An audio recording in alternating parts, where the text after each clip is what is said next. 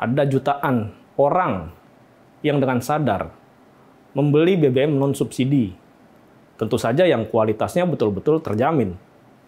Yang tidak pernah merusak kepercayaan pelanggan, tapi ternyata malah dipersulit oleh pemerintah. Kementerian ESDM malah membatasi kenaikan impor bensin maksimal 10% dari volume penjualan di 2024. Saya nggak tahu apakah pidato presiden itu cuma sekedar omon-omon atau emang menterinya yang nggak mau nurut sama atasan.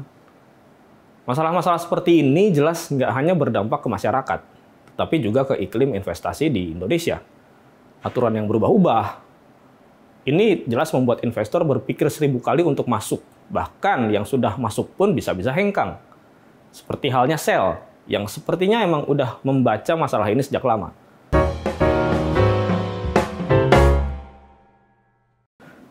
Halo Sobat Media Indonesia, kembali lagi di The Editors. Hampir 2 bulan, masyarakat di kota-kota besar dibikin pusing cuma karena mau isi bensin.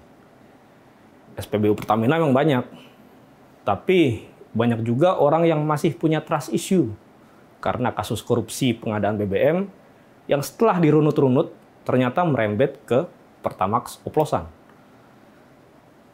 Seorang konsumen bernama Tati Suryati melalui kuasa hukumnya bahkan sudah melayangkan gugatan terkait perbuatan melawan hukum terhadap Menteri ESDM Bahlil Lahadalia dan Pertamina. Gugatan tersebut didaftarkan di Pengadilan Negeri Jakarta Pusat dengan alasan pembatasan distribusi bahan bakar minyak beroktan tinggi. Ini adalah salah satu gambaran bagaimana jengahnya masyarakat terhadap kebijakan-kebijakan pemerintah yang tidak pro kepada rakyat.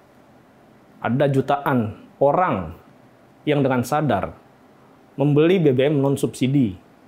Tentu saja yang kualitasnya betul-betul terjamin. Yang tidak pernah merusak kepercayaan pelanggan, tapi ternyata malah dipersulit oleh pemerintah. Saya masih ingat betul pidato Presiden Prabowo Subianto yang berapi-api pada April 2025 lalu. Kutipannya seperti ini.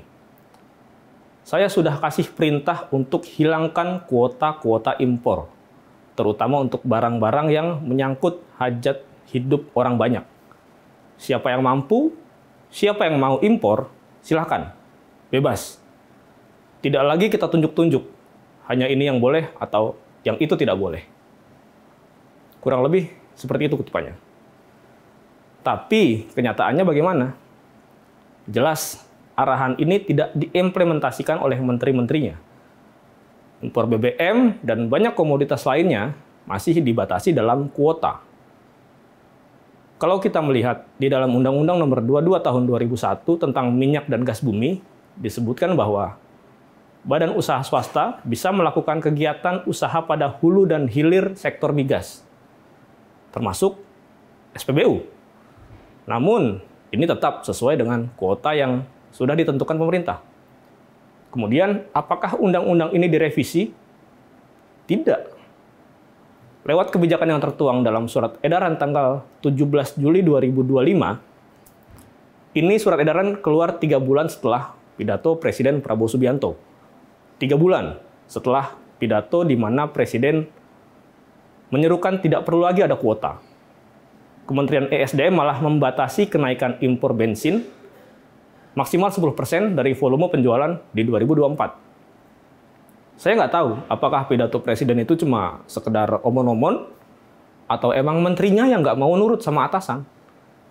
Masalah-masalah seperti ini jelas nggak hanya berdampak ke masyarakat, tapi juga ke iklim investasi di Indonesia. Aturan yang berubah-ubah.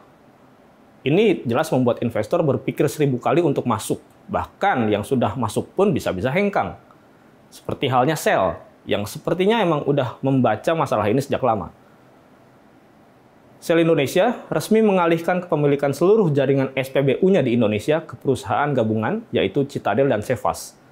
Ini sudah terjadi, sudah diputuskan pada Mei lalu, beberapa bulan setelah kelangkaan BBM di SPBU swasta jilid pertama di tahun ini.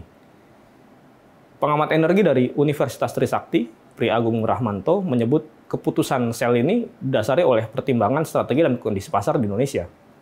Menurutnya, pasar SPBU di tanah air memang kurang menarik. Pertama, karena skala ekonomi yang terbatas. Kemudian, karena adanya kuota dan kebijakan harga yang diatur oleh pemerintah. Ini membuat margin keuntungan menjadi sangat tipis. Vice President Corporate Relations Shell Indonesia, Susi Hutapea, sudah menyampaikan bahwa pihaknya telah menyetujui pengalihan kepemilikan bisnis SPBU di Indonesia. Perjanjian lisensi merek ini memungkinkan perusahaan baru untuk menggunakan merek Shell sesuai dengan standar yang telah ditetapkan, sehingga layanan dan kualitas produk diharapkan tetap terjaga. Ya, untuk sekarang ini, kita cuma bisa mengamini saja.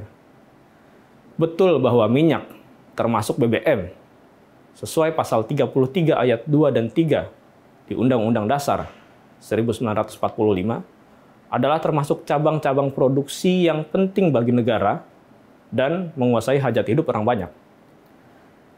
Itu emang semestinya dikuasai oleh negara dan dipergunakan sebesar-besarnya untuk kemakmuran rakyat. Sekali lagi di sini saya garis bawahi, untuk kemakmuran rakyat. Tapi sekarang pertanyaannya, jika negara melalui Pertamina, jangankan untuk memakmurkan masyarakat, untuk memenuhi ekspektasi aja, nggak bisa. Terus bagaimana?